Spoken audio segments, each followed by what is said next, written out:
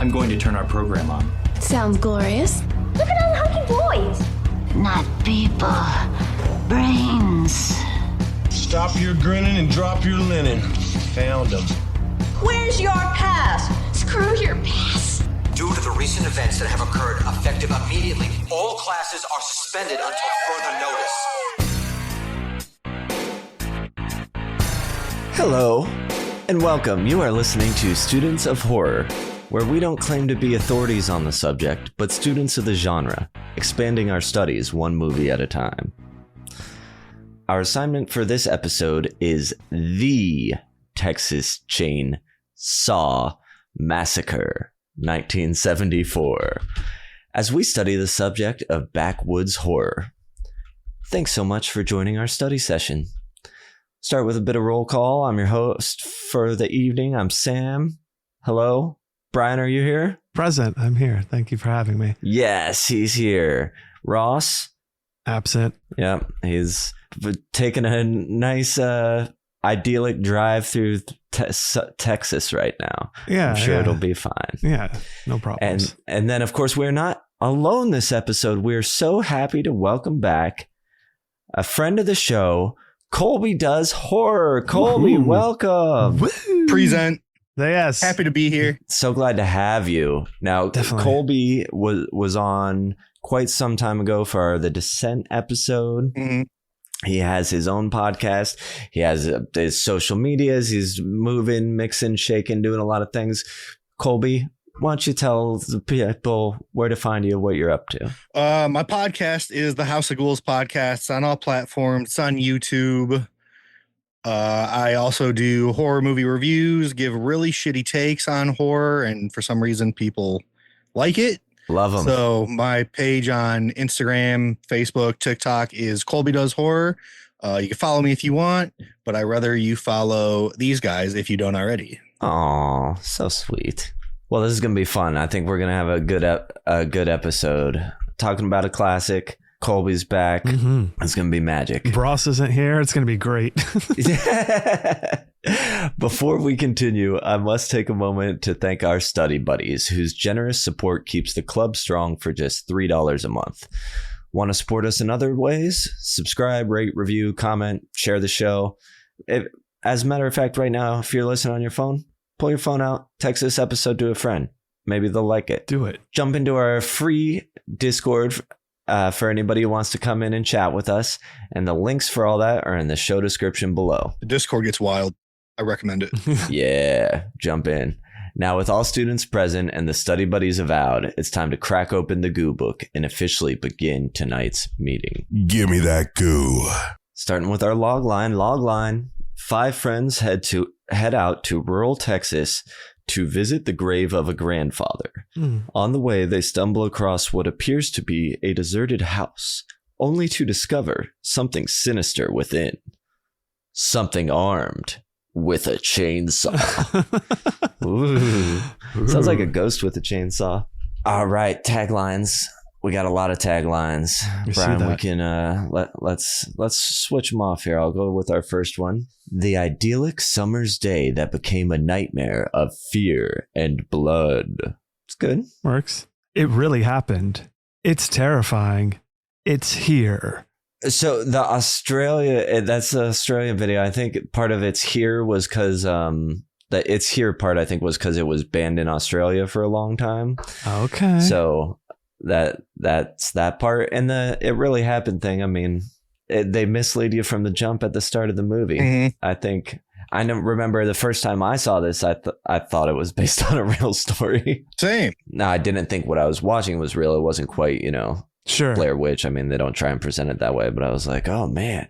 And in a way, it kind of is based on, Ed Gein. In the 2003 version, I did think the opening was real. That found footage segment, I thought that was real. Yeah.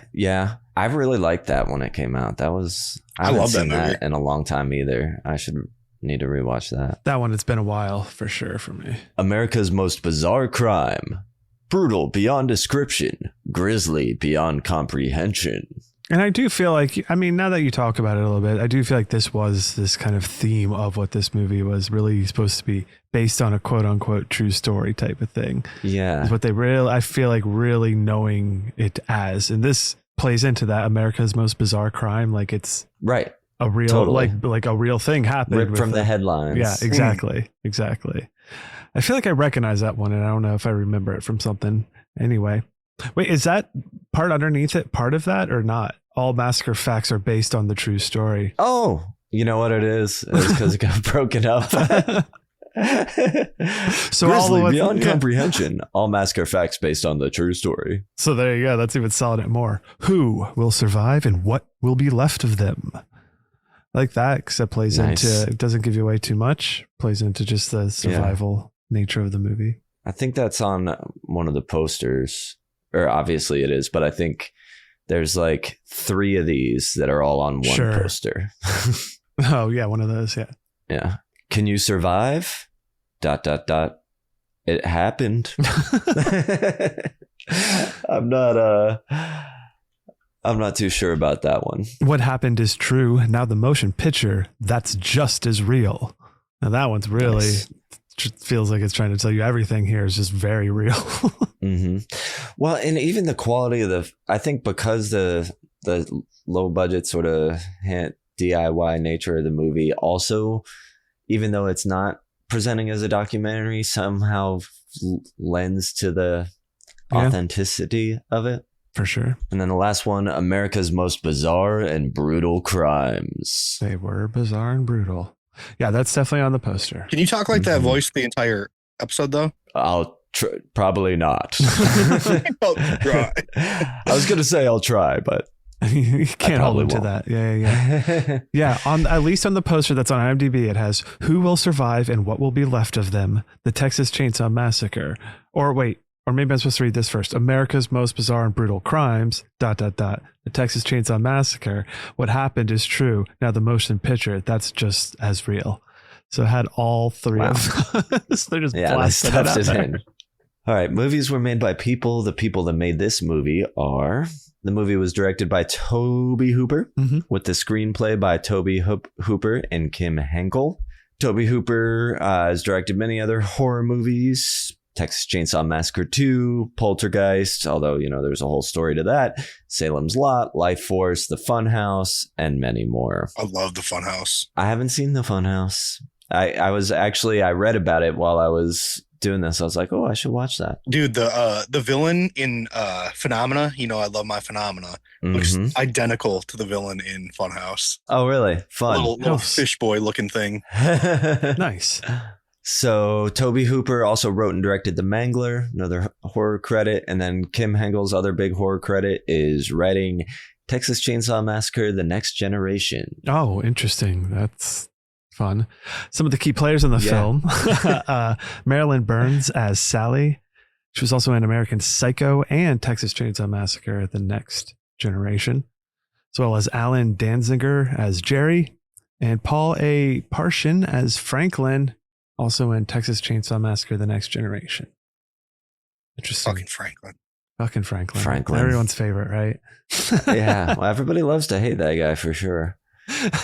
We have William Vale as Kirk. He was in Poltergeist. And then we have Terry McMinn as Pam, Edwin Neal as the Hitchhiker. He didn't have any really other horror credits I saw, but he was Lord Zed on Mighty Morphin Power Rangers. So Oh, that's shit. Interesting. fun. Yeah. Banger. Yeah, that's a heavy hitter. Mm-hmm. And so another villain role. Certainly. Jim Sydow as Old Man. He's in Texas Chainsaw Massacre 2, of course. And then Gunnar Hansen as Leatherface, who's done lots of other sort of low budget horror movies, but nothing really jumped out to me, so I didn't write it down. Then, of course, we mentioned Texas Chainsaw Massacre 2 and The Next Generation. We've already covered both of those. So if you That's want funny. to, go back in the back catalog, check it out. And we're just getting to this one now. Mm-hmm. Interesting. That's how it goes sometimes. Who is the horror forward? Okay, so there's a newbie coming going to watch this movie for the first time, what's the best advice you would give someone before going into this movie? I would say it's honestly, yeah, go on. Oh, go ahead, bro. I was gonna say, it's honestly it's pretty tame, like compared to the other Texas Chainsaw Massacre movies. There's not a lot of gore. It's very gritty and dirty, but it's I think it's a great starter for if you want to start getting into horror. I definitely agree with all that. That's basically it. It is a perfect starter, scare you horror movie. I mean, I feel like I've known about it for a long time and I'd watched it before, but I do have a great memory of a Halloween party out where we kind of grew up, Sam, and it was out past the interstate at a farmhouse, and this was playing, watching it, and it was just kind of a perfect mood for it. And it's a fun thing to just get into and get scared by it, and it's not gonna doesn't go too far. Yeah, exactly. I would say the exact same thing. I'd say don't let the title of it scare you off or make you think like it's going to be some gore fest or something, because I certainly did as a kid. Did not watch it for a while because just the name alone scared me. And people I know who haven't seen it, they're like, ugh, I'd never watch anything like that. I'm like, well, you might feel that way about the other ones, but the first one you might feel differently about. So the first I saw the 2003 one before the OG, so again that's why I thought the opening to the 03 one was real.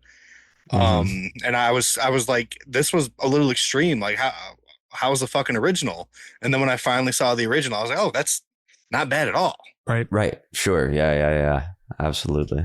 So what other subgenres would you say Texas Chainsaw fits into aside from backwoods horror? Hicksploitation. Definitely. Yeah, for sure. Slasher. It's got the slasher thing going because of Leatherface. Yeah, group of teens getting killed off, type of thing that kind of plays that. Now I see home invasion's written, but like reverse home invasion. Reverse home invasion. Yeah. That's exactly what I was gonna say. And we are in May. We are in home invasion month as we record. Oh, that's right.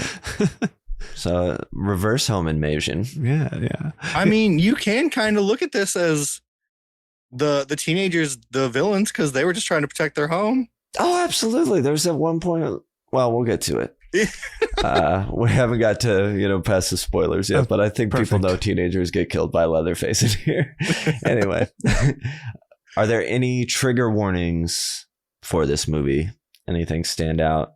Anything? I mean, recall? If you have a problem with seeing dead animals, sure. Taxidermy, trigger warning. Yeah. Nothing too big besides the horror fair. I mean, I guess they're pretty mean to Sally at one point. But yeah, nothing too bad. And we've already said this. Would this please a gorehound? This would not please a gorehound, I don't think. And we've also addressed, is this good for beginners? Yeah, I think if you're ready to get into horror, this would be a great beginner movie. Spoiler zone. That's right. Here it is. So if you don't want to know anything else about it, stop listening. But please listen and forget. I have to say that's always been my favorite part of the podcast. And especially Brian saying spoiler zone. We had to bring it back. Perfect. Good. We have our IMDb behind the scenes. Start with our John Larroquette ones, as you do. If you don't know this already, I've always loved this. John Larroquette does the narration at the beginning of the movie. I know him from Night Court. That's like the only thing I know him from. But apparently his payment for doing the opening narration, this says it was a marijuana joint. I had heard it was like a bag of weed before. Either way, it was weed. He did it for weed. Just a fun little tidbit. Yeah. That's fantastic. John Larroquette also stated in 2008 interview that he's never seen the film. Probably one of those things based on the name. He was like, no. Not a horror fan. Yeah, certainly. He's still around. Like, I wonder if he has since 2008, 18 years ago now. Almost 20 years ago. Maybe he's seen it. Yeah, there's a chance. So Leatherface wore 3 different masks in this movie: the Killing Mask, Old Lady Mask, and Pretty Woman Mask. Gunnar Hansen commented, the reason he wore a mask, according to Toby and Kim, was that the mask really determined his personality. Who he wanted to be that day determined what mask he put on. So when Drayton comes home with Sally, Leatherface is wearing the old lady mask and he's wearing an apron and carrying a wooden spoon. He wants to be domestic, helpful in the kitchen. At dinner, he wears a different face, the pretty woman, which has makeup. The pretty woman outfit consists of a female wig and a black suit as Leatherface is dressing up for dinner. An old deep South tradition which stems from his Southern upbringing. And then the killing mask is the mask he wears while chasing and murdering captives. Hansen later added, the idea of the mask is that there is no personality under the mask. That was the idea in talking with Toby and Kim. When they created the character, they said he has to put on the mask to express himself because he himself can't do it. The way we tried to create him, there is nothing under the mask, which is what makes him so frightening. I thought that was just fun, especially the little descriptions of the different masks and how he dresses up and what he's doing. And I've never thought of it that way. I actually like that. Yeah, I had never thought of it either. So could you like design your own mask and then like take his mask off and then like put on a different mask and maybe that'll like subdue him? A nice person, guy. a nice guy mask. Can you get him a nice guy mask? Like essentially, yeah. Now Leatherface, this is your nice guy mask, and then you get away. He'll drive you wherever you need to go. Give you a stick of gum. A chauffeur mask. A chauffeur mask, like. Yeah. I like the idea of all the masks. That's great. The soundtrack contains no sounds from musical instruments, with the exception of some copyrighted music they had the rights to. Instead, they use sounds an animal would hear inside a slaughterhouse. That's terrifying. Yucky. Gross. That adds to the very grittiness of the movie. Certainly. It does. And I watched this after reading that and listening to it sometimes. Like already the score really added to the sense of dread of the movie, but knowing where it came from on the second watch really sort of upped the ante, even though I know everything that's coming. Sure. Director Toby Hooper claims to have gotten the idea for the film while standing in the hardware section of a crowded store while Christmas shopping. While thinking of a way to get through the crowd, he spotted the chainsaws. I have heard that one. I mean, I didn't know that one. Yeah, I love that. I think that's the first I heard that. Yeah, it reminds me of like Thanksgiving or something. Yes, certainly. After getting into the old age makeup, John Dugan decided that he did not ever want to go through the process again, meaning that all the scenes with him had to be filmed in the same session before he could take the makeup off. The entire process took about 36 hours, 5 of which were to put him in the makeup. During a brutal summer heat wave where the average temperature was over 100 degrees, with a large portion of it spent filming the dinner scene with him wearing a heavy suit and necktie, sitting in a room filled with dead animals and rotting food with no air conditioning or electric fans. This is horrific. Everyone later recalled that the stench from the rotting food and people's body odor was so terrible that some crew members passed out or became sick from the smell. Edwin Neal, who played the hitchhiker, claimed, "Filming that scene was one of the worst times of my life, and I had been in Vietnam with people trying to kill me." So I guess that shows how bad it was. That's horrible. Yeah. That sounds like when awful. Haunts do like had the rooms with that nasty smell. Have you been in haunts like that? Oh, like yes, like they have like a dead smell. Yes. I hate that shit. It makes me want to gag. Yeah, it's it would effective. make me want to gag too. That's gross. And one of the ones I had taken out was Leatherface's shirt had to be like dyed to get it the right color, but because of that it couldn't be washed, so he just had to keep wearing the same shirt over and over, so it got really, really gross. Did they only buy one pack of dye? I don't know. I mean, it was a very cheap thing. Sure.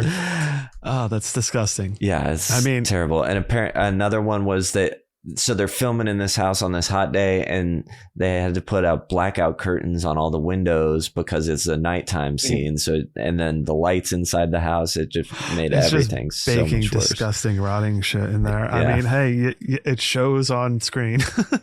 It does. It really does. You're right. Toby Hooper used a stunt double for Sally's leap through the window, but Marilyn Burns actually hurt herself shooting the insert of her falling to the ground. We'll avoid you doing the dangerous thing, and then she, falls into the pad the wrong way. Mm-hmm.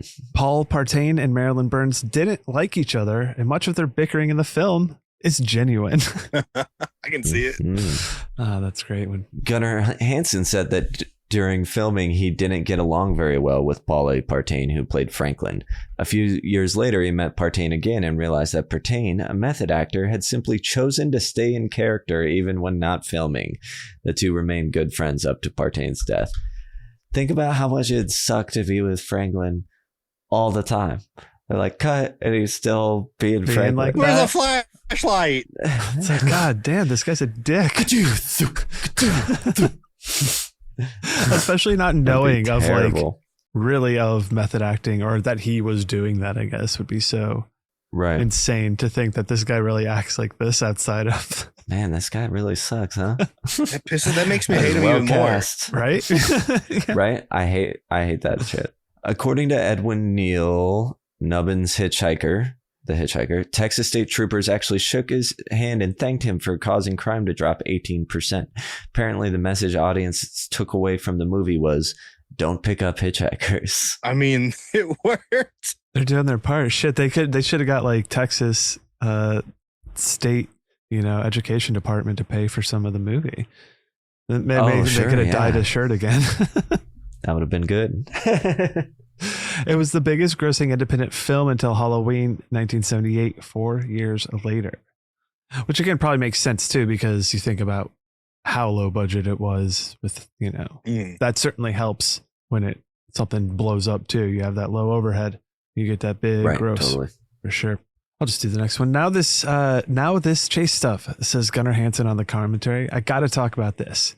He goes on to talk about how slow Marilyn Burns would run and how he would have to find things for Leatherface to do to keep from catching up to her. He also notes one moment in the chase where he has to make a sharp turn. The first take of this shot, he didn't realize his boots wouldn't catch and the actor slipped completely to the ground, chainsaw flying up in the air. When Leatherface makes a quick turn in the film, you can notice him overshooting the turn and coming back. That's Hansen trying to keep his arms intact. So I'd read this too. And then when he's, during the extended chasing through the wooded area scene, so many times he's just like starts chopping on branches around him to let her, and that's what that is. And I think it works so well, him improving and figuring out what to do with her running so slow, but it adds so much to Leatherface's character and totally makes him feel like something as opposed to just a masked killer. Right. He's wearing different personalities. He's wearing all the masks like us. What is it from The Mask? We all wear masks, metaphorically speaking. This film was one of Britain's video nasties, and it was banned in tons of countries. Sure. Actually, I took out a lot of that, but there's lots of this country did this. This country did this. The gas station where the kids stop at was bought from the family of the original owners and is being renovated and turned into a Texas Chain Saw Massacre horror campground. The new owner is in the process of finding and purchasing it. Blah blah blah. The new owner. They did it. It's real. Texas gas station, texasgasstation.com. I think they have like little rooms you can rent. It's a venue. There's a con that's going to be coming up there. So it is currently a thing you can go do if you'd like. Interesting. I do like. Guillermo del Toro became a vegetarian for 4 years after seeing this film. Interesting. I did Google that. He did quote that. And I was wondering when you became a vegetarian, Brian, and if it was after watching the Texas Chain Saw Massacre. I don't remember the exact moment of what happened. I was young. That's probably what led to it for sure. And it's stuck, unlike Guillermo backing out. I wonder what brought him back in. Do you think it was a different Guillermo Texas Chain Saw? Brian broke Edge too. So that's what I broke. I didn't break veg, but I broke Edge. Gunnar Hansen went to the set before it was time for his scenes to be shot so he could get a feel for it. He remembered the actors playing the teenagers all referred to each other off camera by their character names. They did this in order to get more into their part, but that also meant they didn't want to have anything to do with Hansen. If they were all going to be the people they were as characters, then they didn't want to know the guy who was going to kill them, he explains. That, and because I smelled so bad. Love it. Oh, it makes sense. And that's a recurring thing that we see, I feel like, and we were talking about that with It and Pennywise, of like the big bad almost being like the villain kept separate, being kept, and whatever it makes actor sense, it is. Yeah. But then hearing the actor talk about it is like, they're always like, it kind of sucks because I don't get to hang lonely. out. Yeah. Totally. Gunnar Hansen could barely see in the Leatherface mask. He remembers the first take when he is carrying Terry McMinn and knocking himself out cold after hitting the door frame to his workshop. Toby Hooper jokes it made a great sound effect, though. I just think of the dunk. Yeah, the boing. Yeah, exactly. Imagine if he just takes that and just is using it throughout the movie. And you're just Gunnar Hansen watching it, and you're just hearing it's one of the sounds in bonk. like the soundtrack now. I wish it would have caught on like the Wilhelm scream or something. Oh yeah, that's the Gunnar bonk. The Gunnar bonk. The chainsaw was very real, and Hansen had to work with the actors on several occasions to keep them from getting hurt. That's terrifying. That's why he had to protect his arms when he flailed and fell on that sharp turn. Precisely. Yeah, that makes sense. The production only had about 40 feet of track. Daniel Pearl remembers there were moments during filming where crew members had to pull up the track and flip it to the front while they were shooting. I imagine that being a pain in the goddamn ass, because the few times that I worked on productions where we were using stuff for the track, like the guys who were putting that together were so like careful and like how they're like so that they could get it like perfectly like level and all this kind of shit, rather than this. Like, that's insane. Right. Working titles from the film included Saturn in Retrograde, which is like that conversation in the beginning of the van. Yeah. Head Cheese, Stalking Leatherface, and simply Leatherface. Which they did eventually use. Yes. Yeah, well, it got used eventually, but I like the Texas Chainsaw Massacre. Like I said, that was the name alone scared me when I was a kid. Exactly. The name alone is so iconic.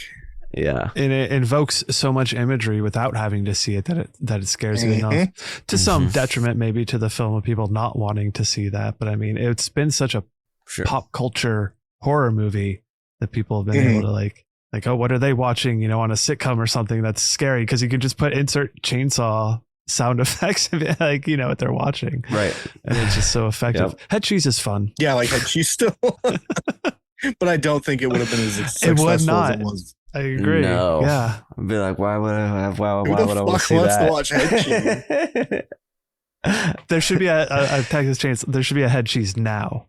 Like they could. Sure, yeah. I'm surprised there hasn't been a Texas Chainsaw Massacre Head Cheese presents. Sam, we're gonna collab, and I'm gonna make a Head Cheese design for your clothing brand. Oh hell yeah, let's do Nobody it. steal that idea. Director Quentin Tarantino cited this as a perfect movie in his book Cinema Speculation, saying that there are very few perfect movies, but the Texas Chainsaw Massacre is one of them. So I included that in here in case you care about that a-hole's opinion. Ridley Scott drew inspiration from TCM while making Alien. He was influenced by Star Wars, but Star Wars was a fairy story. And I wanted to make the Texas Chainsaw Massacre of science fiction. In space. Ever heard of a fairy tale called a fairy story? Fairy story? I know. And Pam is seen wearing a bracelet as Leatherface, whose arms are bare, kills her. When you see her in the freezer later on, the bracelet is gone, and when Leatherface reappears, you can see him wearing it all the way up until the ending. Yeah, I believe that. Again, that's part of Leatherface's charm of, putting on different masks That's and becoming different characters. Little touch I had never noticed before, and then it's definitely there. I looked for it, In 2024, it was made the Library of Congress. It got introduced there. Oh, that's fun. Good for Texas Chainsaw Massacre. And then continuing a repeated pattern of changing titles to better appeal for cultural and linguistic traditions. The Italian title for the film is Non aprite quella porta. That means, do not open that door. That was really fucking good. Yeah, do not open that door is such a great name. That was impressive. I agree. As an Italian film, it's like it feels wonderful. So good. Imagine the giallo version. I believe Night Ripper was the movie that was released in Italy as Non aprite quella porta 3. That's right. There's some movie that we covered like that was like not at all related to Texas Chainsaw Massacre, but used that name in Italy. Oh my God. When asking for directions to the old family homestead, they ask for the old Franklin place. Wheelchair-bound lead character Franklin later adds that his father owns the place. This then means that his name is Franklin. Gotta hate him. And as there is only a single chainsaw-related death in the movie, that of Franklin, there are more occurrences of Sally jumping out of windows than chainsaw killings. Should have called it the Sally Window Massacre, am I right? I'm so glad it was him, though. Sure, I mean... Right? If anybody's going to get it. We're all happy that happens, although I guess. Yeah. I don't hate him as much as people seem to. And it seems like Colby probably does. I hear so much Franklin hate. And I'm like, yeah, I mean, he's not great. He does suck, but... I've seen worse. Gunnar Hansen recalls shooting the sequence where they cut Sally's finger and try feeding the blood to Grandpa. The tube that shot the fake blood kept clogging, and finally, after several takes without the tube working right, Hansen simply sliced Marilyn Burns' finger open. And the reason was, he explains, at this point, we were insane. He proceeds to explain his only desire at that point in shooting was to get the film done. He didn't care about his fellow actors' well-being, and this sequence was shot in the back end of a 27-hour workday. He also notes that there isn't much acting going on in the dinner scene. Don't like that. That's believable. Crazy, huh? That is wild. And they did remain friends, Marilyn Burns and him. She actually is the one who got him on the movie. He didn't want to do it, and they were friends. And she was like, no, come on. So okay. Also just shows you to go how far they would have been pushed if they were friends before the movie. Sure. Yeah, that whole scene's a lot. Dude, I bet tensions were so high because like just the smells, the sweat, the stress. So they're just like, fucking just rotten. Do it. So rotten. Yeah. Exactly. She was probably like, just cut my fingers. I want to get out of here. I would hope so. In the iconic scene where Gunnar Hansen swings his chainsaw in frustration because Sally gets away, Hansen was directed to look frustrated, and he knew stomping his feet in anger would not suffice. He changed it to swinging his chainsaw because he wanted to scare director Tobe Hooper as payback for the way he treated the cast during filming. I love that. Oh boy. It's a little catharsis after hearing how shitty everything was. All through the production, Gunnar Hansen would ask Tobe Hooper how he was going to get the shot of Leatherface getting hit in the head with a wrench and slicing into his own leg. Hooper would respond that they would eventually figure it out since it was one of the last shots of the movie. Quote, I realized that he meant was, if you're killed, we've got the movie in the can, said Hansen. For the shot, the actor was wearing a metal plate over his leg, which was then covered with a piece of meat and a blood bag. His scream was the actor's genuine scream of pain as the chain repeatedly hit the plate. The friction from this caused the place to get very hot and burned his leg. My God. That scene did look really good with that blood splatter with the chainsaw. I thought it looked great. I want to get some. Yeah, absolutely. And then when he gets hit in the head with that wrench, fucking hilarious. Bonk. Maybe that's the bonk. Is that one of the bonks? I hope so. That's the sound effect they use. The gunner bonk? Yeah. Yeah, the gunner bonk. Oh, beautiful. Perfect. So that's it with our IMDb behind the scenes. I know that was there's a lot for this movie. I mean, it's an iconic movie, as we mentioned, and that's probably whittling down from. I cut out a ton. Yeah, I imagine so. So let's get into it, huh? Yeah, let's talk about this movie. So it starts with the narration. This is a real movie. Then you see rotting corpses. You find out graves have been robbed. Then we get these 5 teens driving a van. They're going to see if their grandfather's grave was one of the ones disturbed. They get there, seems cool. They go driving again. They pick up a hitchhiker. He's freaky. He's freaky. He grabs Franklin's knife, cuts his hand open, takes a picture of them, then burns it. They finally kick him out, and he bangs his blood on the side of the van, leaves a little mark. They keep going. They go to their grandpa's old place, the old Franklin place. Or first they stop to get gas, and there is no gas. The gas man's like, sorry, you're going to have to wait. We ain't got no then they gas. Yeah. And there's the other guy sitting out front just staring up at the sun. As you do. There's not much to do in an old Texas gas station in 1974. Yeah, apparently not. It's just, I'm going to see how long I can stare at the sun. He's been practicing. Oh, I set a new record. That's 40 seconds. I'm going to freak out these out-of-towners and just stare at the sun for... Yeah, exactly. So they're like, all right, we're going to go check out the old Franklin place. They're walking around. It's abandoned. Current Franklin, wheelchair Franklin, is downstairs being annoying as hell. And then people are like, oh, we heard there's a swimming hole. Let's go check it out. So they go check it out, but there's no water. Yeah. But they hear a generator running, and they're by some house that clearly has gas. Maybe they can get some gas from them. So Kirk and Pam, that's the couple. They go over there. Hey, hello, anybody here? Hello. Kirk goes inside, just lets himself in. And then as he stumbles towards the doorway, Leatherface pops out, sledgehammers him.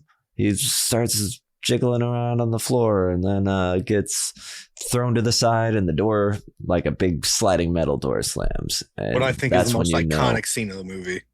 Me too. That's what I always think of. Even though the next shot immediately following that is probably more famous, of the shot coming under the swing to follow Pam as she walks up to the house. Oh, yes. Many a movie has played that low shot.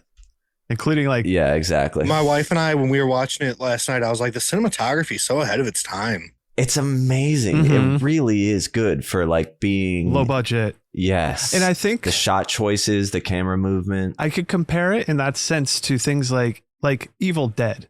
Like the original Evil Dead is such a low budget movie, but it had such a vision and cinematography creativeness to it that it is able to stand out, as opposed to a movie of that time opposed to Head Cheese. That movie that would have come out doesn't seem like it would have this cinematography. Sounds very static. Exactly. Yeah. So and then she runs in and then falls in like a dead animal room and runs out, and Leatherface runs out and grabs her and pulls her back in, which is another iconic shot. Very iconic. Great. It's like 3 back to back to back. I was really kind of blown away. I was like, man, they all happen right away, all next to each other. And he brings her inside, hangs her on a hook. And so now she has to watch Kirk get dismembered with a chainsaw. Presumably that's what's happening. Now it's getting dark out, starting to get dark out. And so Jerry is with Franklin and Sally back at the van. He's like, I'm going to go see if I can find them. They should be here by now. So he goes off, and now it's just Sally and Franklin back at the van. He decides to go into the house as well, and that's when he finds Pam in the freezer, and then he gets Leatherfaced as well, hammered, I believe. And that's when we see Leatherface freaking out, looking all around and checking out the window, what the fuck, why are all these people coming to my house? So now Sally and Franklin are Sally wants to leave. There's a whole argument, and they fight over the flashlight, as we know. And finally they go together. They're going to go find where is everybody. As they're bickering, it's now nighttime, going through, calling out for Jerry. Suddenly Leatherface appears with a chainsaw, gets Franklin. Franklin's gone, So chainsawed. Now cue the Sally screaming portion of the movie, where now Sally is gonna run away from Leatherface for a while, screaming. She'll jump out a second story window, run away from a while screaming, she'll finally make it to that gas station from the beginning. Oh, thank goodness. There's a crazy man trying to kill me. The gas station owner's like, don't worry, you're safe. Goes, gets his truck, comes back with a sack and some rope. Turns out he's also a bad guy. Uh-oh. She picks up a knife. He picks up a broom and like knocks the knife out of her hand with it. And then he's beating her with the broom, ties her up, puts her in a bag, driving her back to the house. He keeps hitting her with the broom handle. Really vicious. Imagine winning a knife fight with a broom. Right? That's impressive. Got to be I see you've played knifey broomy before. I mean, the broom has the reach. That's at least nice. Yeah, it does that have might the be able reach. to keep You got that the going knife for you. away from you. And I feel like you could do damage with the broom. Not necessarily this situation, Sure. but I mean, I wouldn't. Broom shaped damage. Yeah. So they're driving back. Now we see the hitchhiker on the road. Turns out the gas station owner knows him too. He starts beating him up, telling him he's done bad for messing with these graves. So now we realize the hitchhiker was the one doing the graves. Mm-hmm. So now they're all riding back to the house together. He gets back and he's like, oh, look what your brother did to the door. Because Leatherface is cut through the door with the chainsaw. So now she's tied up. Mm-hmm. This is when they go and get Grandpa, bring him down, cut her finger. So it is a whole family of Draculas.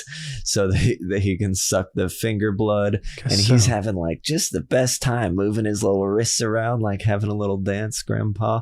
And she is freaking out. It really sort of almost getting art house shots at this point of different things and close-ups of her eyeball. And she passes out. She regains consciousness later and they're at dinner. They're all kind of mocking her, being mean to her. They're like, you know what? We saved this one for Grandpa. Grandpa, you kill her. Grandpa's trying to do it, hit her in the head with a hammer, but he doesn't really have it anymore.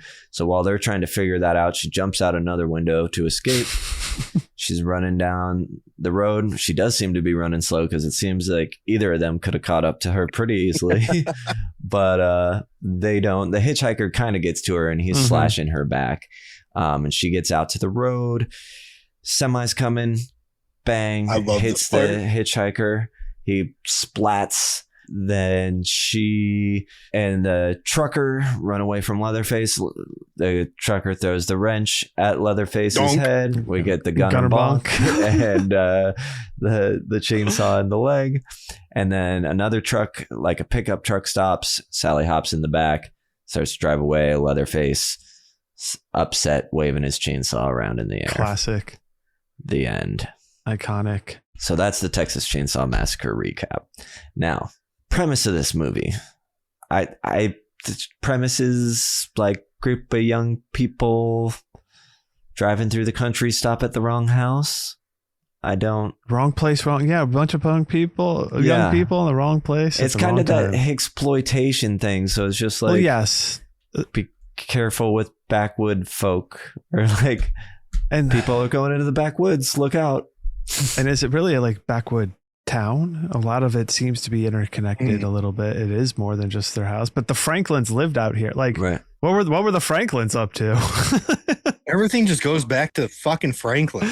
Right? He's more connected than we know, I think. But anyway, if you told me the premise is just like some kids going through Texas and they like stop off to this abandoned house for whatever reason, car breaks down and chaos ensues. That's enough for me. I'm like, okay, sure. Show me more. Yeah. And then you tell me it's called the Texas Chainsaw Massacre. I'm in.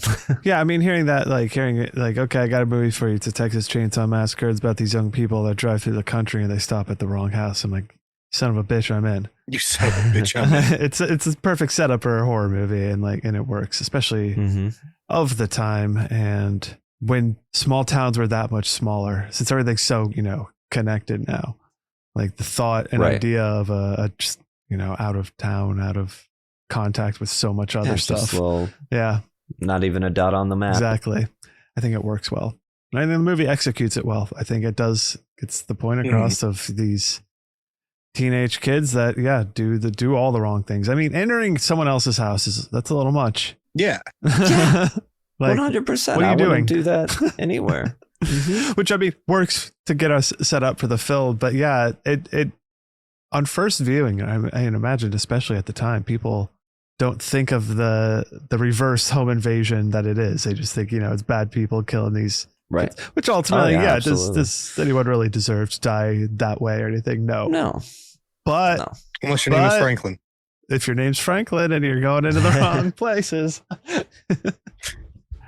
Don't open that door. Exactly. All right. So, opening of the film, we've discussed it already. Mm-hmm. We get the scroll and the text, this talk from John LaRoquette, which is... Ooh, here we go. Here we go. The film you are about to see is an account of the tragedy which befell a group of 5 youths, in particular Sally Harvesty and her invalid brother, Franklin.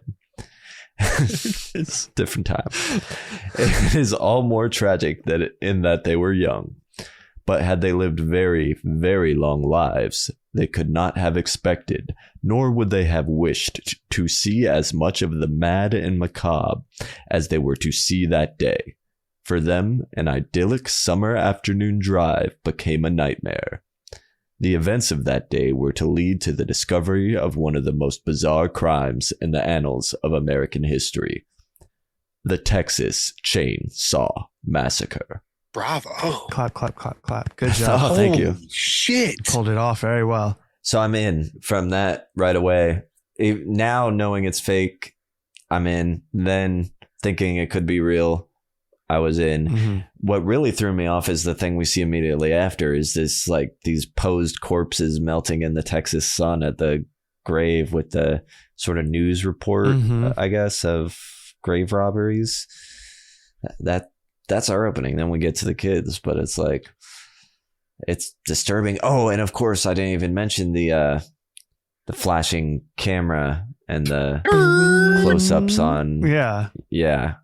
There's so much to this that's just become a classic, especially in the horror world. But again, like I said, I feel like this movie truly transcended that into popular culture.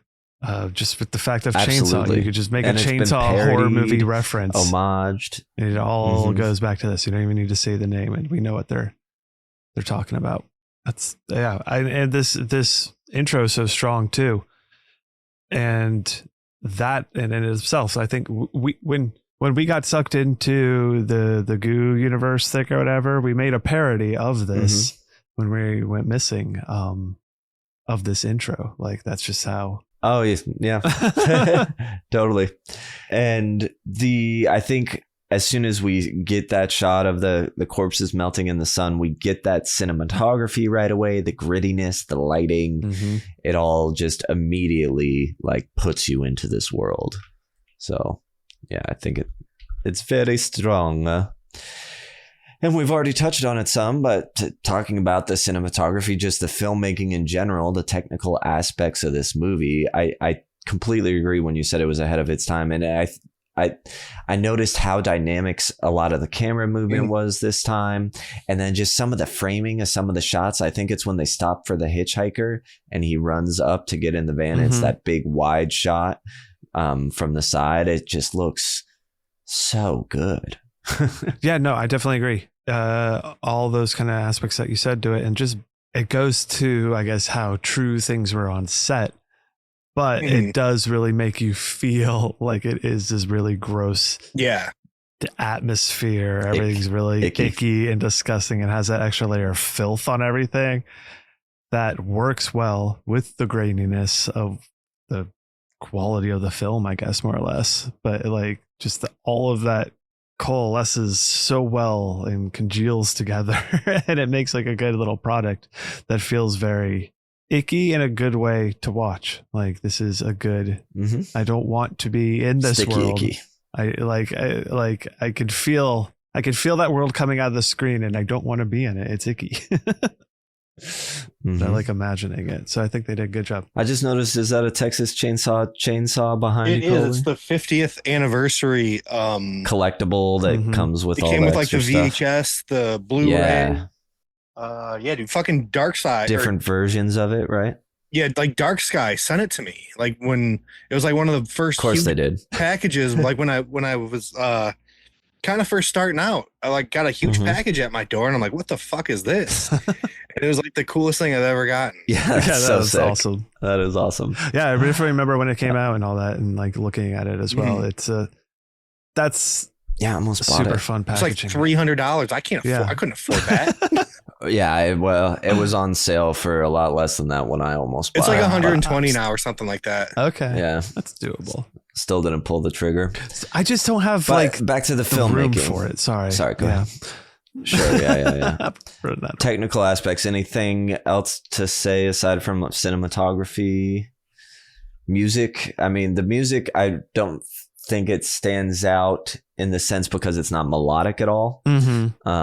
It's just kind of atmosphere and tension building. But I'd say the sound effects, the world of it, all the sounds within it, like you said, again, it adds to that ickiness. The gunner bonk. The gunner bonk. Yeah, the gunner bonk. Of course, the gunner bonk.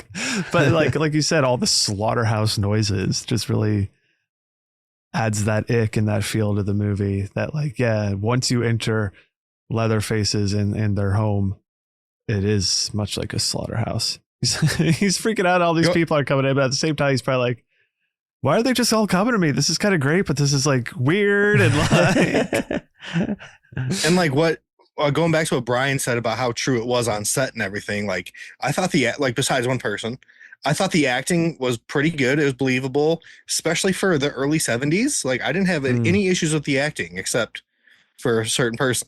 Say it. Just Franklin just annoyed the fuck out of me in every single way. Every single way. But do you think he's supposed to be annoying?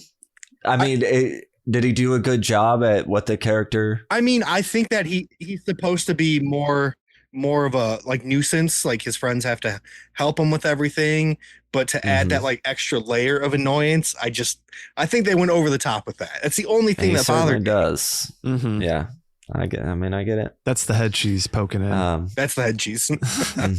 Oh yeah, the production, just the like stage dressing and stuff. Obviously, it was like pretty much all real, famously, which again adds the movie feels like grimy in a good way. Yeah, grimy, sweaty, dirty. Like the set, like I don't even think they had to do much because where they were in Texas, like it's fucking. It makes you feel icky. Yeah. Gooey, one might say. Hey. Yeah. Now, watching this, I know it might be hard to say because we've all seen it so much. Yes, it's been with us for a long time. But did anything pull you out of it? Anything tug on your suspenders of disbelief, or were you pretty much in the whole time?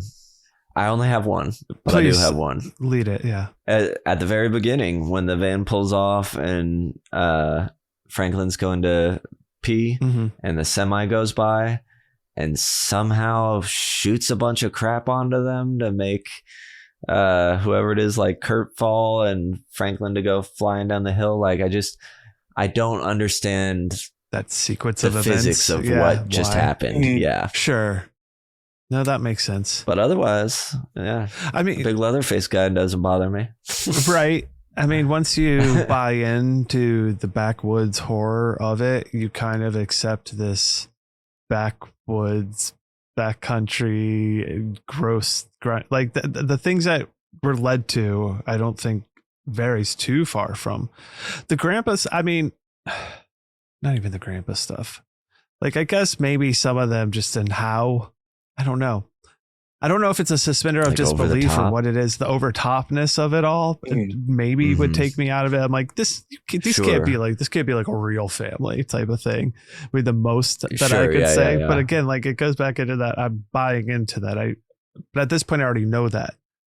It's hard to judge. Yeah, there's a moment that makes me laugh. So maybe it's me coming out of it when Sally's running away from Leatherface. And she's like running through the camera and you hear her scream come in and out as she runs by. And then you hear the chainsaw come in and out as he runs by. And it's comedic, it's like a gag. It's been going on for so long. And then here they go again. Like, that's a good point too. I agree with that one. Why was Franklin pissing in the can and not just pissing in the grass? Great question. My thing, maybe he doesn't have a strong stream. That's what I was about to say. push it past his feet. Okay. He has a stream problem. Yeah. Instantly debunked. Comes out as a dribble. I accept it. Maybe that's part of his It's a dribble condition. It's like a catheter that just drips. It's Oh God. Oh, Franklin. And there's another suspender is why wasn't his thing out when he comes tumbling down?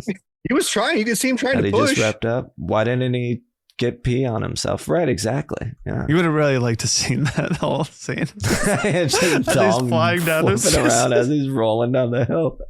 Yeah, absolutely. The original meat spin. The first good God. helicopter. That's how it was invented. He'd get like, how the arms get cut up from the grass and stuff. Same thing. Oh. Any common horror tropes, for something that is so iconic? There weren't a ton, I guess, group of teenagers getting killed. Sure. Final girl. By, Picking up a hitchhiker. Final girl. Hitchhiker. I think we kind of get the harbinger of doom, even though he ends up being a bad guy. But at the gas station originally, he's like, you don't want to go checking that stuff out. You should stay away from those places. I mean, I don't know if it. Maybe it subverts a trope of a little bit, but Sally just kind of escapes. She doesn't really like defeat the That's true. the monster, Yeah, she the doesn't whatever. win. She just gets away. Exactly. Yeah. So that's something that's like probably a little bit different. But totally. Yeah, like you said, and it probably just at this point too, this sets up so many things that are to be tropes in a lot of ways or parodied in a lot of ways too. But she escapes and becomes a Texas Ranger, remember? Yeah. So fucking stupid. Was that the Netflix Chainsaw Massacre? Yeah. I don't hate that movie though. I don't either. I enjoyed it for a lot of it was like, I'm like, yeah, it's stupid, but I'm like, this is kind of, it's still fun. It's entertaining. It's entertaining for sure. There are chainsaw deaths, many more. That is a chainsaw There's a lot. massacre. Holy smokes. Yeah. Yeah. Big time. If I've ever seen the bus chainsaw massacre. Yeah, good bus stuff. Good All right, bus so stuff. characters. We've talked about how much Franklin sucks. I don't think we need to get much more into him. What do we think of Sally? Obviously, she's a final girl, but I feel like Franklin actually has the most going on with him as a character, even though he's annoying. I think everybody, and then the family, like the hitchhiker and Leatherface and Jim Sideout. But I feel like our group of teens, young people are all kind of plain. As much as I hate to say it, Franklin's definitely the most outgoing and character that you remember the most. Right. Just has the most like character depth, I guess. Yeah. Or, Sure. there's more I mean, to him. I think a big part of like why Sally isn't as memorable as well is because she only just escapes. She doesn't come into her power to defeat. Sure. And she doesn't actually fight the big villain like most final girls do. But again, this is one of the first slashers with a final girl. So so a lot of movies took inspiration from this and had the final girls actually fight the monsters. Right. Yeah. But I still like Sally's character. I agree. Me too. I just feel like there's not much. I don't know what to unfortunately. say. I feel like unlike, obviously Nightmare on Elm Street and stuff, Nancy is a very well-known final girl. There are you might remember, some people might only remember someone survives Texas Chainsaw Massacre, but might not remember her name as Sally. I feel like in some aspects they're just know much better. But I think she's good and I liked her. But I think really it's about the family and that cast of characters are what's so strong with a lot of this. And that's where all the development is. Memorable. I mean, it's Leatherface that carried so much. I like Jerry. I liked his afro. Kind of reminded me of Sam. Yeah. I can get an afro like that. My sides are short right now, but I definitely have that hair. Coming soon, yeah. Can you wear a pick in it too? I could. I could, but if I tried to use it, it would just straighten it. It wouldn't make it bigger. Yeah, you already wear all the tie dye, so it's gonna fit right in. Yeah, exactly. You'd work out well in like a 70s movie. I could see you playing that part. I hope it's in Italy.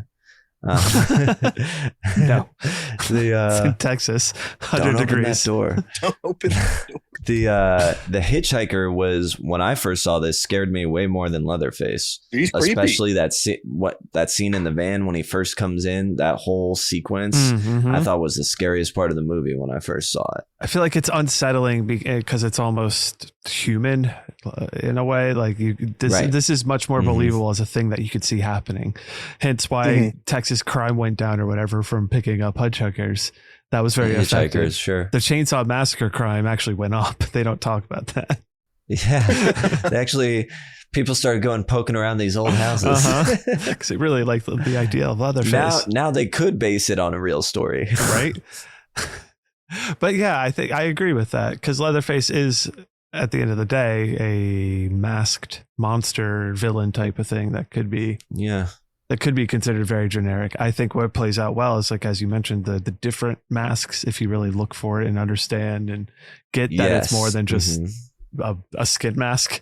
There's intention behind his skin mask. Do you think Sally got away because he didn't put on his like chasing mask, his like more aerodynamic mask? Oh, sure.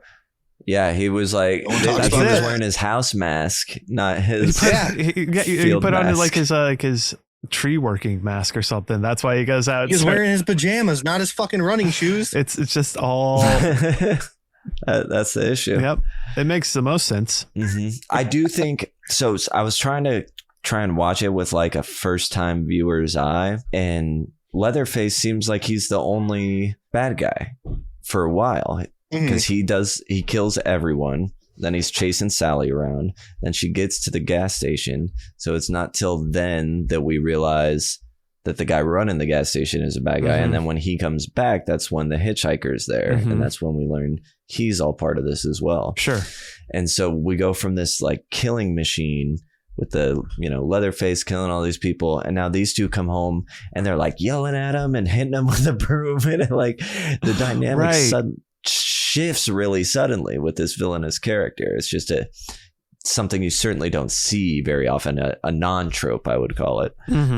Something that didn't get picked up and carried over. Yeah, it's almost when you're watching like that instance of watching the bully a bunch of people, and then that goes back to his home life where he's bullied at home. yeah, exactly. It's that classic story. The home life. Yeah. Like in it. Does any dialogue from this movie stand out to you? I feel like it's not a particularly quotable movie. I mean, look what your brother did to the door is pretty good. But the tongue spitting from Franklin really stood out. Yeah, if you could consider like wailing your arms around in the middle of the street quoting a movie, I think that's very doable. Sure. That might be one of the most iconic things. Absolutely. If you see me dancing with a chainsaw, that's me quoting the movie. I'm just quoting Texas Chainsaw Massacre, guys. That's fine. Right, yeah, weird noises. I'm Leatherface. I'm Leatherface with the fucking turkey carver, the idle hands. Oh yeah. This is yeah, there's not much. So noteworthy scenes. We've been touching on a lot of them. I feel like, we've hit them all. We haven't talked much about the dinner scene. That feels, I never really liked the dinner scene. It feels almost like too mean to me. You know what I mean? Because they're mocking her being upset and everything. It's just like, I just made a video about the dinner scene today. I did like my top 5 most uncomfortable dinner scenes, and obviously this is what inspired me to do that. And obviously Texas Chainsaw was number 1. So it is uncomfortable. Oh, it sure is. Yeah, and especially in this world. Yeah, again, we get kind of the switch between killing machine to goofy to back to very mean spirited. And I mean, just obviously, again, going back to the conditions of what was being filmed too, some of that kind of seeps through as well. So it feels a little mean to watch that. She got bonked on the head with the fucking hammer for real, and like I guess her finger cut open for real and all this kind of stuff. So, and not only is it mean spirited, it's just fucking flat out disgusting. Like how we talked about earlier. Well, and you got the hitchhiker doing his weird freaky stuff there, and then the dynamic with him and the cook. He's like, "You're just a cook." He's like, "You don't do any of the work," and I don't take any pleasure out of killing. Meanwhile, Leatherface is just like slowly getting closer to Sally to like kind of look at her like, this would be a good just so gross face to wear. Leatherface is just what would this personality make me? Who would I become wearing this face? He's just vibing the whole time. Right. Yeah. He's like just happy to be there. I meant to say, I think it's funny when he gets home and he's berating Leatherface and he's like, did you get them all? You didn't let any get away, did you? And he's like, oh, you didn't. Well, he like clearly still wants a reason to beat him. And he's like, well, you cut up the door, and starts like wailing on him. Yeah, man. They're just mean to Leatherface. He just wants to wear his skin masks and make his fucking family happy. And make his family happy. And they're just a bunch of assholes. And sometimes he just wants to make dinner, depending on what mask he's wearing. Again. Well, yeah. Really need to get that leave me alone mask for him. Do not disturb mask. So did anything on this watch or any watch, can you recall being surprised by anything that happened in this movie? Or is it all... I mean, at this point, I feel like... To me, it's almost such a force. Mm-hmm. At this point, go on. What were you gonna say? It's hard to like recall. Yeah. I feel like the movie is so sort of raw and like whirlwind that you almost don't have time to like be surprised. You're just letting it wash over you in a way. I mean, I guess maybe on a first time watch, the big surprise and or twist would be running back to that gas station in these moments of finding out that all these people are connected. Would probably be the big thing. Yes. Watching that. And I'm glad you said that, because I do remember being surprised, being like, oh no. Right. No, yeah, exactly. When I first saw it. That would definitely do it. And then I think this leads into the next question of jump scares and scares. I mean, the whole feeling of the just, I think it is scary in a sense of like the almost mindless killer that he's just going to come for you, get you and throw you on a meat hook. Like that was always terrifying. I never want to be meat hooked. He does it too. Never want that. He puts her there and then he's like, all right, now to go about my regular business. The care, like how you are just cattle, essentially, how you are just a piece of meat to be hung up, and there's no way to put the right. It doesn't seem like there is a right mask to put on Leatherface so that you can bargain with them and get some humanity out of it. And I think that was always scary about it too. Yeah, like I said, for whatever reason, the hitchhiker always scared me the most. I think it's just sort of the weird, unexpected nature of him, and I think that actor does a great job. Really, really good job. He seems like it's such a good performance as almost like. Is he like that in real life? You know what I mean? An Adrian Tofoy situation. Be my cat. Exactly. Yeah. Be my cat. It's time for the gore. Fatality. All right. We're going to measure the gore here. I'll run through the kills real quick and then we can go to the meter. So we have Kirk. He gets smashed in the head with the sledgehammer. Does his little... shaky, jerky. What do you call that? I don't know why I'm blanking on the words for it. Like a little seizure? Yeah, on the ground, and we see blood splatter, and then it gets hit again, tossed to the side. Jerry also gets smashed in the head with a sledgehammer. Gutter bonked. Pam is put on a... yeah. Pam is put on a hook. Ugh. Then she's put in a freezer. Terrible.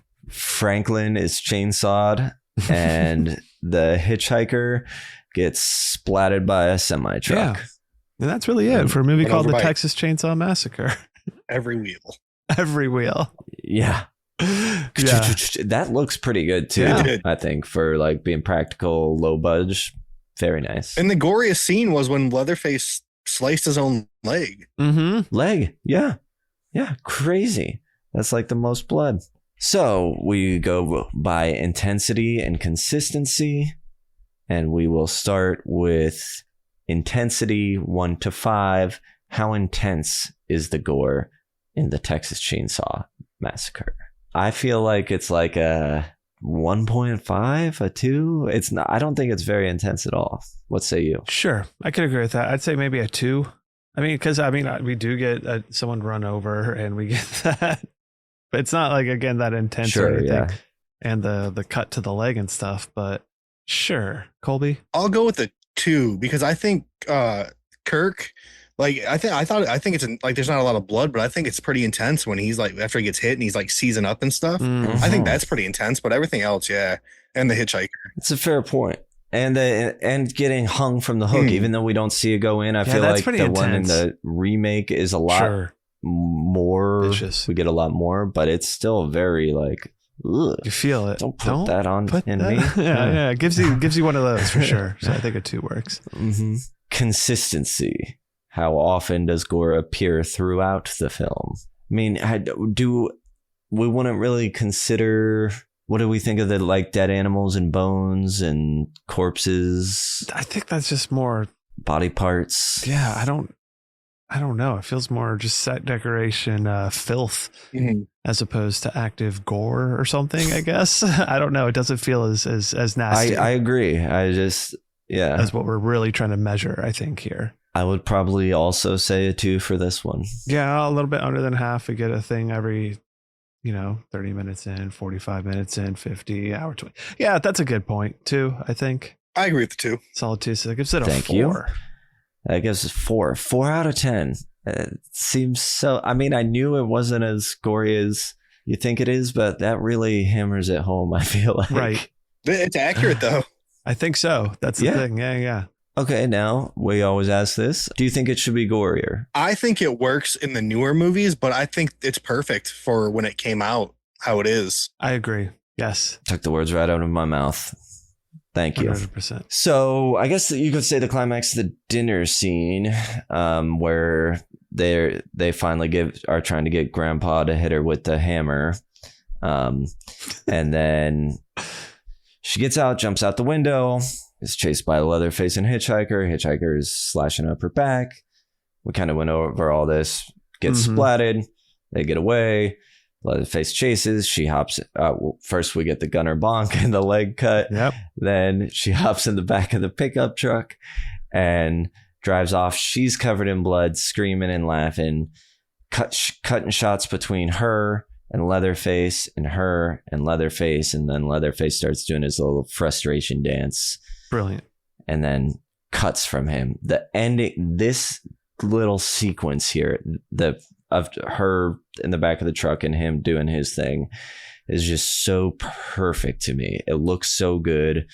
And the way that it just goes to credits after that is just like, what? Like, it's over. That's it. Like, it's like bleak and unsettling and off-putting and just leaves you kind of on your back foot. It's I agree. It's awesome. I think it's great that we do get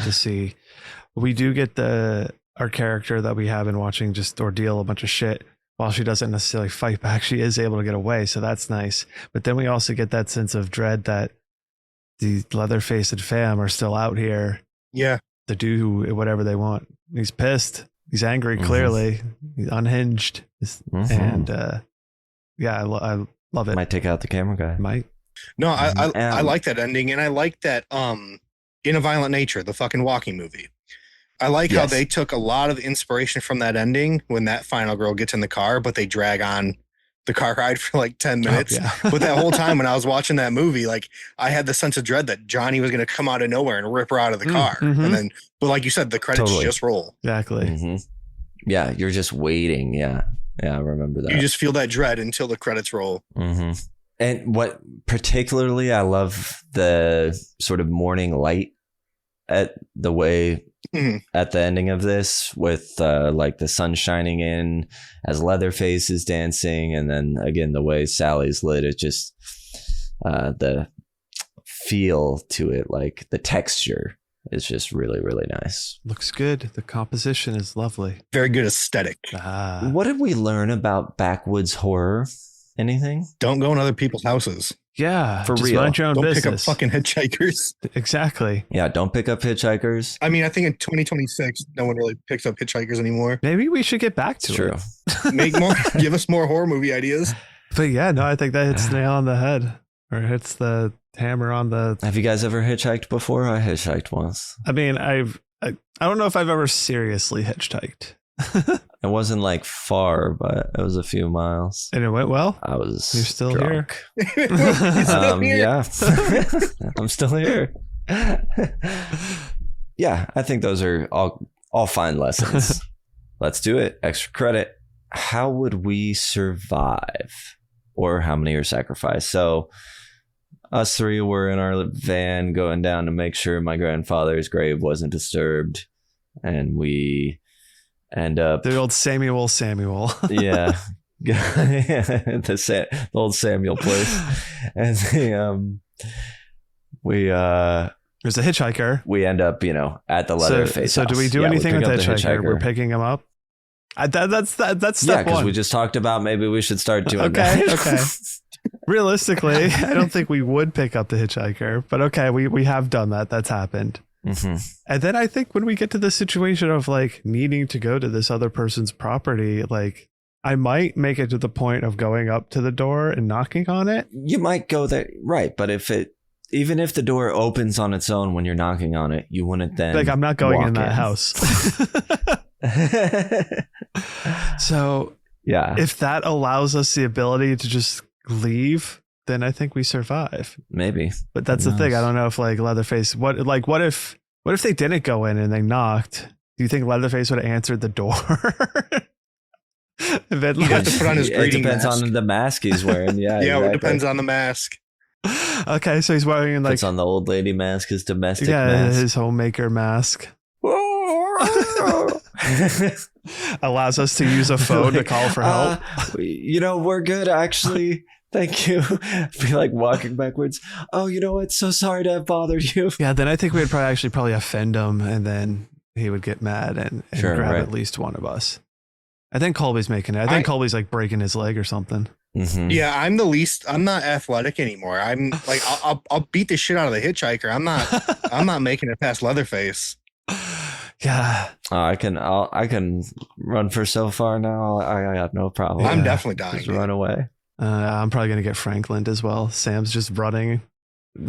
Just run, Sam, and never look back. It's a marathon, not a sprint. Samuel is the Sally. Yes. There you go. Okay. So two of us are sacrificed. Great. Hero level being Sally.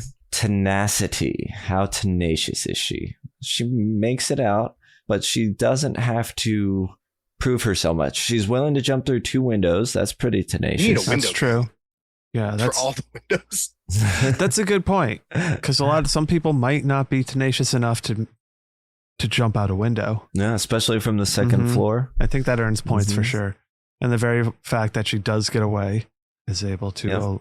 She runs in front of a semi and gets out of the Mhm. way, whereas one of them doesn't. So what? Maybe like a. Although for the first time, I wondered if the guy did that on purpose. The truck driver, like, could he tell he was hurting her? He was like, "I'm just gonna hit this. kill this, explode this guy." You know, fucking smoke this dude with every wheel of my 18-wheeler. Gonna give him the 18-wheel special. Yeah. fucking 9 Hanson dunks.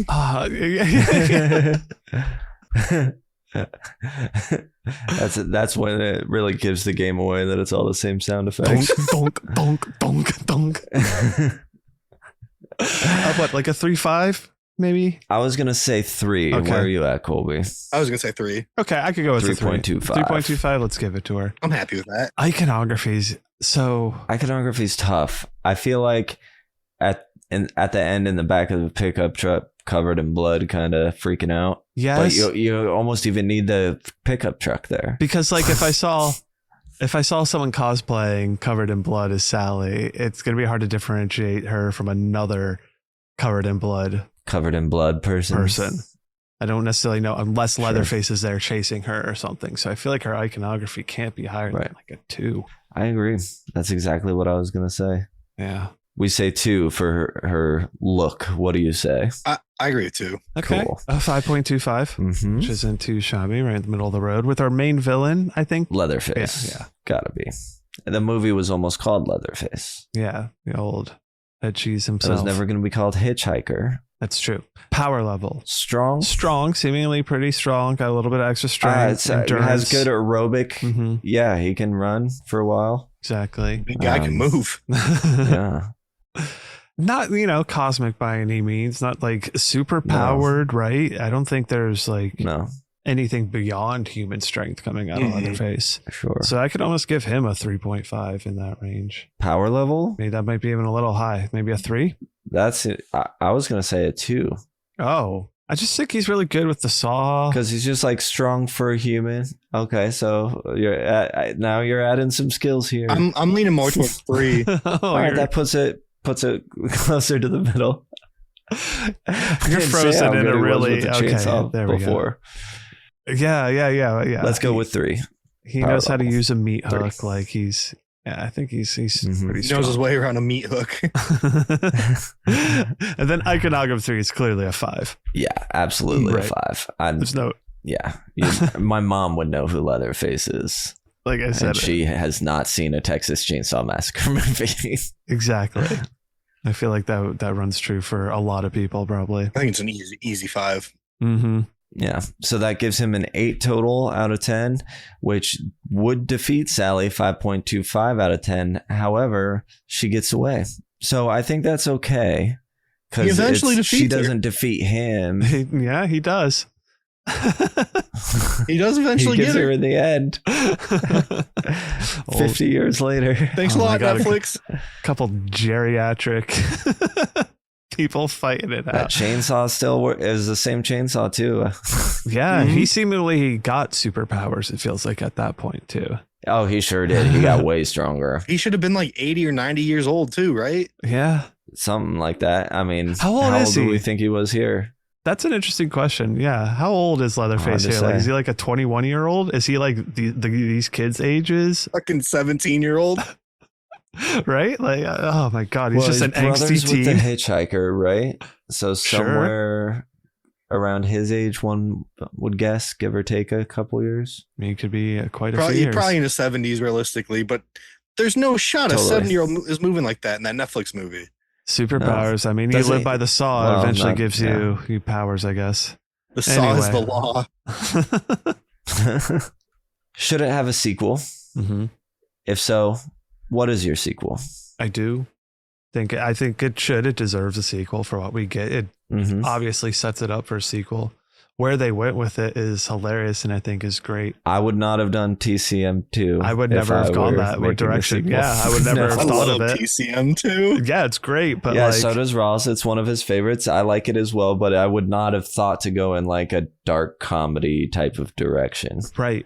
I would have tried to keep it like gritty and raw, and maybe expand the world a little bit. But we know these people are still surviving. There's the guy who's staring at the sun. Could he have any relationship to any of this stuff? Where's his family? Like the Sun Eaters? We can. Yeah. Realistically, if I'm shooting in the dark here, if I wanted a Texas Chainsaw Massacre, I'd want it really well written. So I think I would have Curry Barker direct it, and then interesting. Possibly star Glenn Powell. There we go. Okay. You got some good ideas. Is that second part happening? I don't know. He's not starring Curry Barker's movie, but he is attached to the Texas Chainsaw Massacre series coming out. I don't think he's starring in it. He's just a producer. Okay. Cool. I did not know that's that. my man crush. Nice. It's a Glenn good one. Powell, yeah. Capybara. He's good. I mean, if you've seen him in Twisters with the rain and that white shirt, I mean, come on, what are you going to do? Dude, I hate country music, and Twisters made me want to buy cowboy boots, cowboy hat, listen to country music, and chase fucking tornadoes. Shoot fireworks up and then some of the bitches. Hell yeah, dude. That's fantastic. I'll take Leatherface in the City as my sequel. Oh, like Jason goes to Manhattan? Like he somehow accidentally... Yeah. Leatherface takes Austin. Mm-hmm. He gets knocked out in the back of like a trailer. Something happens where he falls asleep or knocked out in the back of something and that something transports him to the city and comes to in the city. Chicago. Put him in Chicago. He could fall fall asleep in a meatpacking like train car and gets sent to Chicago. Yeah, nobody ever takes Chicago. Everyone takes Manhattan. Leatherface take O Block. Oh, I would love it. You escape New York, you escape LA. Head cheese in Chicago. That's my sequel. Full of Gunner the bonks. head cheese in Chicago's deep dish. Yes. No ketchup. Perfect. What prop would we want for our school, or what prop from this film would you like in your office or something like that? Obviously, the chainsaw is such a thing. Yes. Would be awesome to have. You practically have it. Masks as well. Dude, if you open it, I don't know if it still does it. My kids fucking wore it the fuck out. Oh, yeah. It makes a chainsaw noise if you fucking open it. Oh, that's fantastic. Oh, like a card. That's fun. Is it like a CD? Is there a CD in there? No, I put the VHS and Steelbook and everything in there somewhere. Sure, part of the actual collection. Yeah, no, I think those are great. And any of the bone furniture. Oh, God. Give me a meat hook too. I'll put a meat hook on my desk. The bone couch. Yes. I would definitely take that. I love the idea of the meat hook on the desk for safe spacing. It's my paperweight. Replace my chair with a wheelchair. Ooh. Franklin's wheelchair. How'd you feel about that? Rolling around in that same thing. Watch out, it might have some pee dribble on it. Son of a bitch. Catheter. Franklin's pecan, Franklin's catheter. Yeah, perfect. The pecan, that's for your pencils and your pens and pencils. Oh, perfect. Yeah. Don't worry, Franklin never peed in it. Nailed it. You can make a whole office. Yeah, easily. Might stink, but that's okay. That's the problem. At the midnight showing, what are you throwing? What are you saying? What are you doing? How are you moving? You gotta, I don't know, throw a bunch of throw some chainsaw, throw a wrench at the screen. Throw wrenches, bones, meat hooks, wheelchairs. Yeah. Meat hooks would be. You can dodge a wrench, you can dodge a chainsaw. Oh, very good. Perfect. Yeah, I think that's great. I think, it's just a lot of chainsaw play going on in the theater during a rowdy showing of this. A lot of fun stuff. Maybe someone will be grilling in the corner. Oh, yeah. Have some human links. Yeah, exactly. Lots of sausage hanging around everywhere. Just the odor. Concession vessel. What would you want to put your various concession items in for this movie? I think you could have a pecan cup for drinks. Franklin's pecan. I thought you meant a pecan nut, a pecan cup.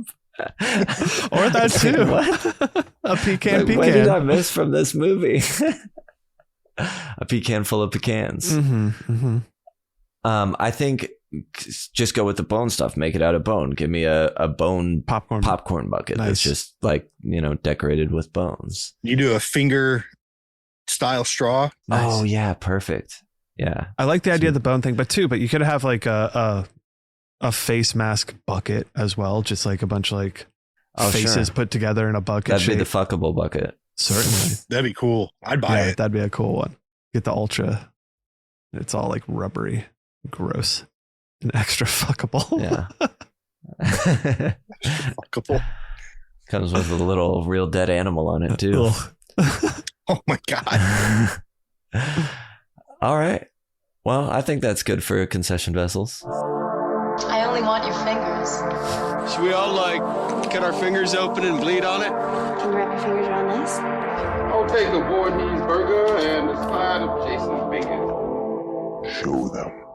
All right, this is when we do our ratings for the show using our grading scale, 0 to 5 points. Each point represents a different quality about a movie.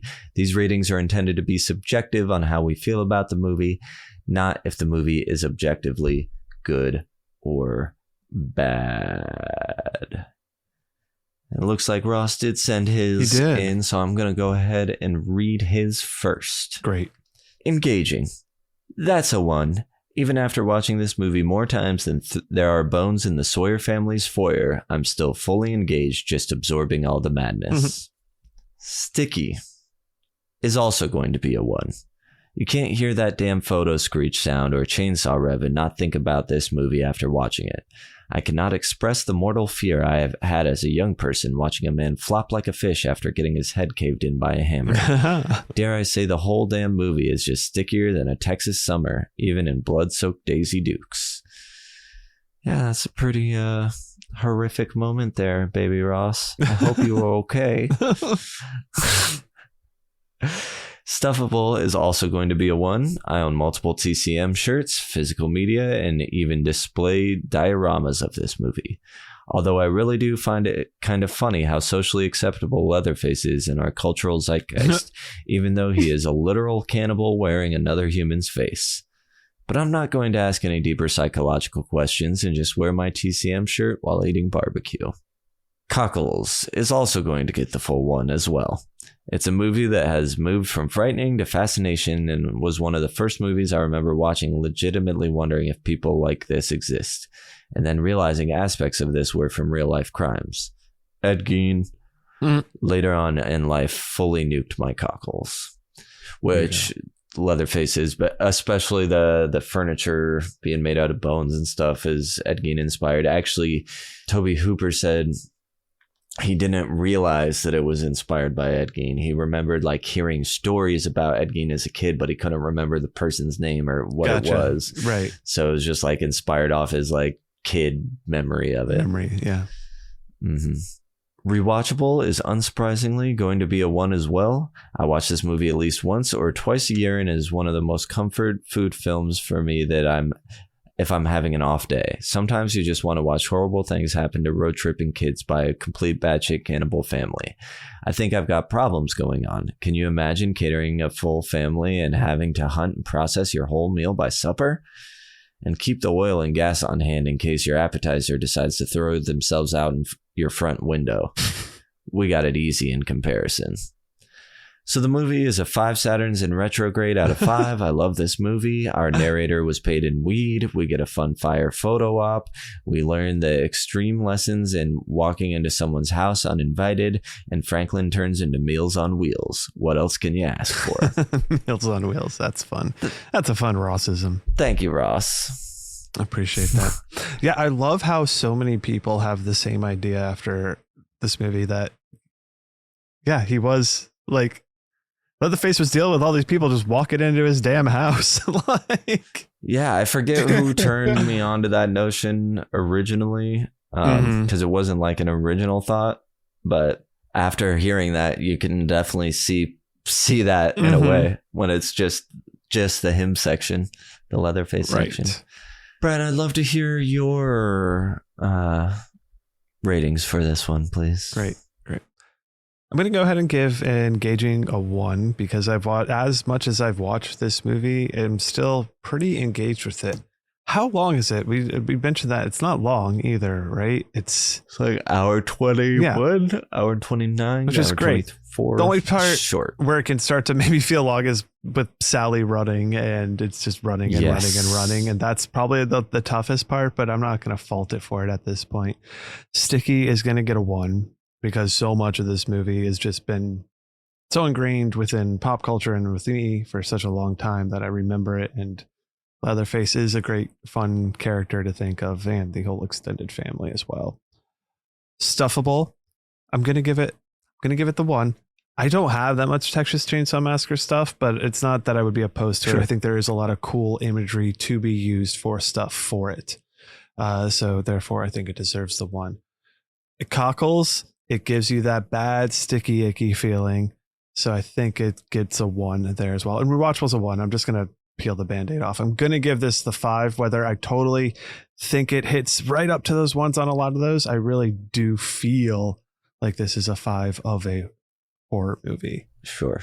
Just it's survived the test of time for so long as well. I feel like you can still introduce this to new audiences and get them scared from it. And it just transcends a lot of different things there, and I think it's deserving of that 5. Okay, cool. Objectively or subjectively or whatever we said. Yes, subjectively with my opinion, I believe that's how it works. All right. So let's go to me for Engaging.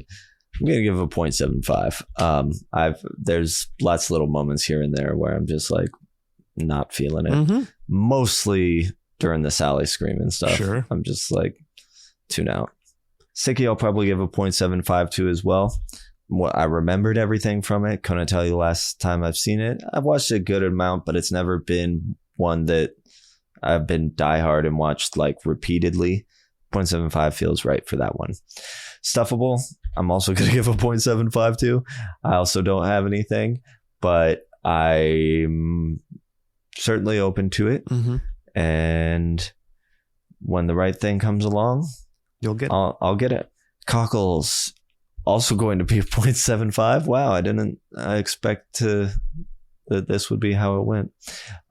Because I really like almost everything about it, except certain parts are a bit too mean for me, for my cockles. And then rewatchable is going to get a 0.5, which, because I haven't watched in a long time, I don't plan on watching it again anytime soon. It's just but I'm not against it. It'll probably come up, I'll end up watching it on my own probably before anybody suggests it. But 3.5 is lower than feels right in my heart. Mm-hmm. So let's go ahead and kick some of these up to 1. We'll kick Sticky up to 1 and Engaging up to 1 to get it to a 4. Cool. And I feel much better about that. Much better out of 4. Awesome. All right, Colby, it's your turn. Engaging for me is definitely one. I probably watch this movie numerous times a year. I watched it last night, watched it today, was locked in the entire time. I just love the grindhouse feel to it, how dirty it makes you feel. And for it being so old and it still gives you those just icky, gooey feelings, I think it's just really effective. So definitely one for me. Sticky, also a 1.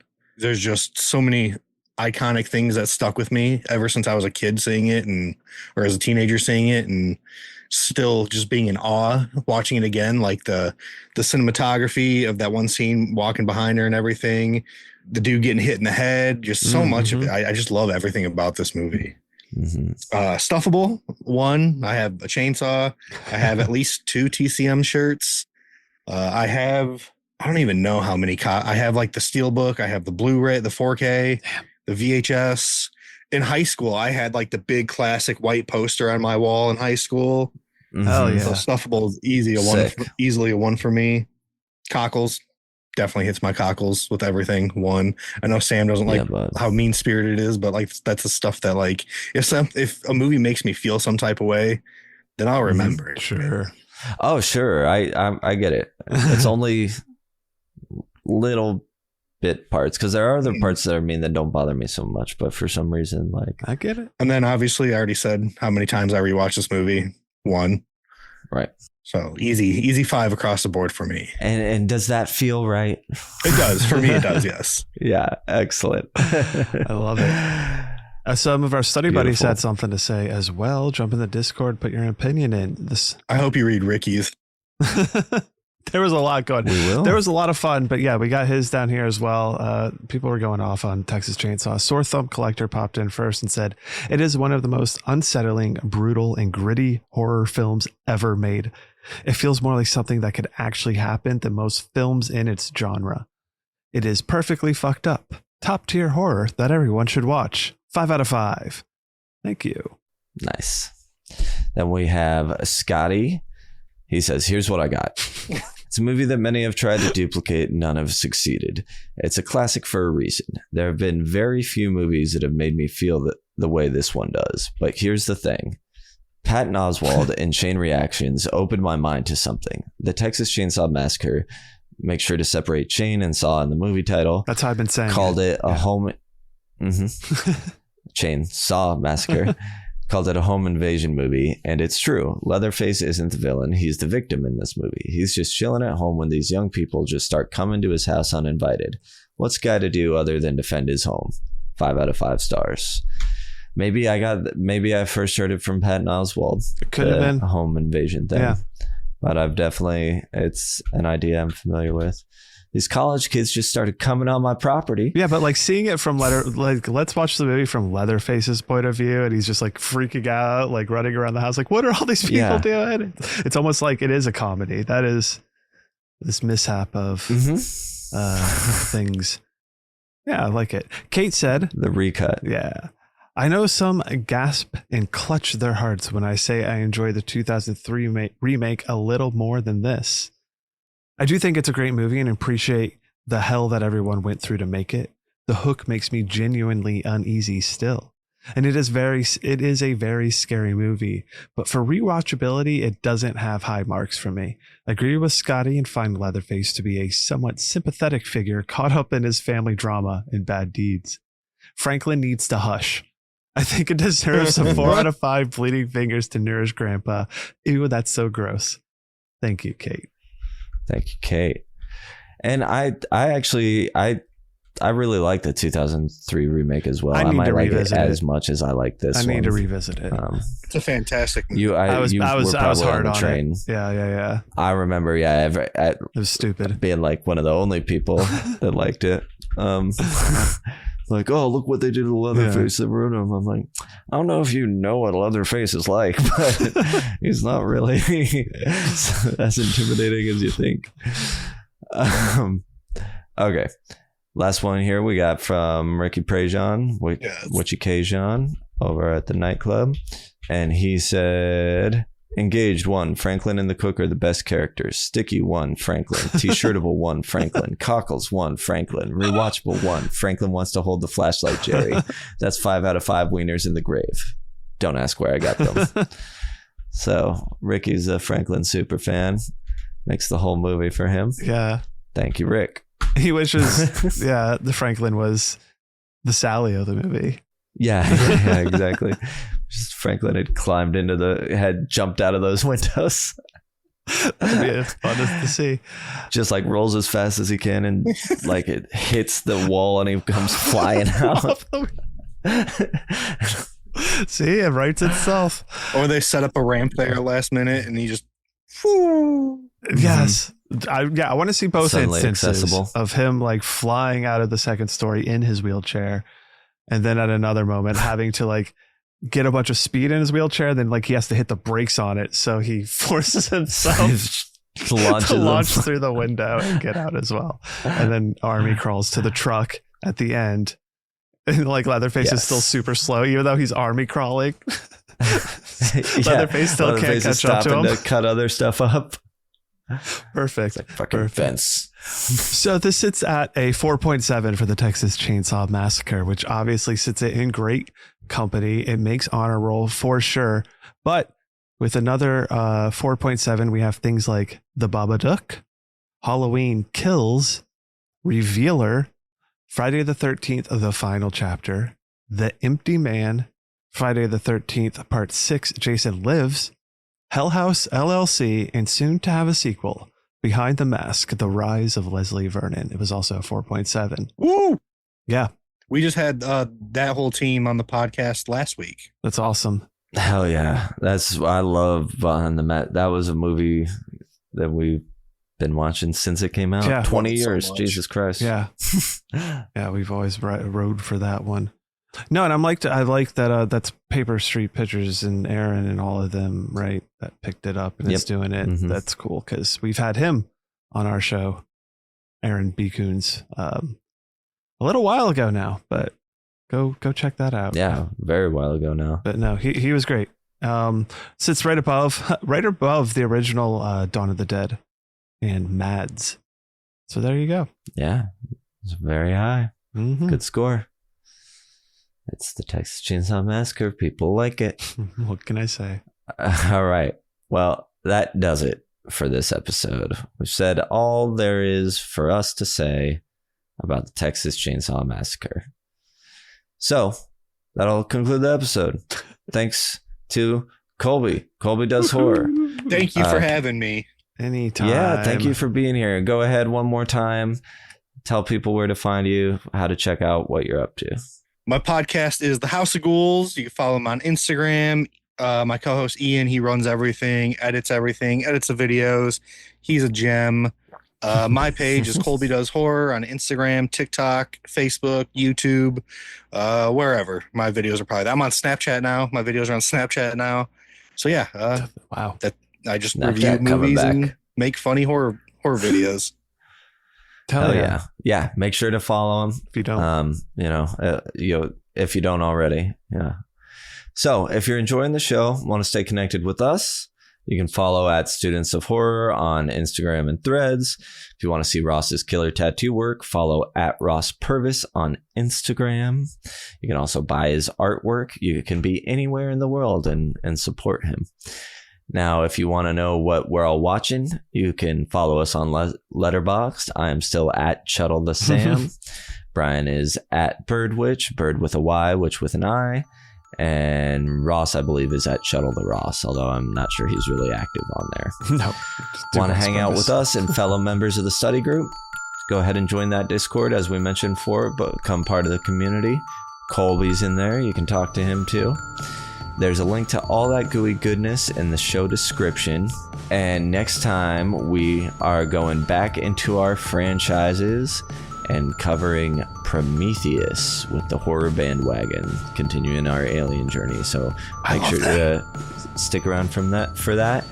And until next time, return your books to the library on time, or I will kill you.